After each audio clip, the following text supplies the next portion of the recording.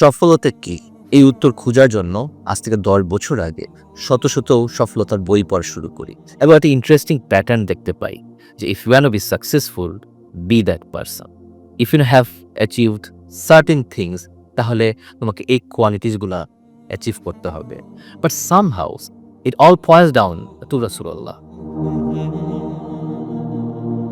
Or the prophets. ওনাদের যে কোয়ালিটিগুলো আছে সেই কোয়ালিটিগুলাতে, বিশেষ করে সেলফ হেল্প ইন্ডাস্ট্রিতে দুটো ট্রেন্ড আছে, দুটো টাইপ আছে। One is technique based and one is character based. Technique is আপনি কীভাবে অ্যাপিয়ার করবেন, ক্যারেক্টার ইজ আপনি কেমন হবেন অ্যাকচুয়ালি।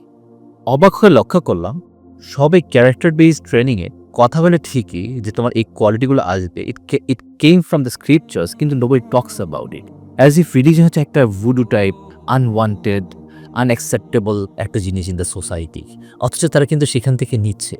সো তখন থেকে আমার লেখালেখি শুরু, বিকজ কোরআন পড়া হয়, হাদিস চর্চা করা হয়, তাফসির পড়া হয়। তখন থেকেই একটা প্ল্যান ছিল যে এমন কিছু একটা করা যেন আমি সত্যটা বলবো বা সত্যের রেফারেন্স সহ বলবো।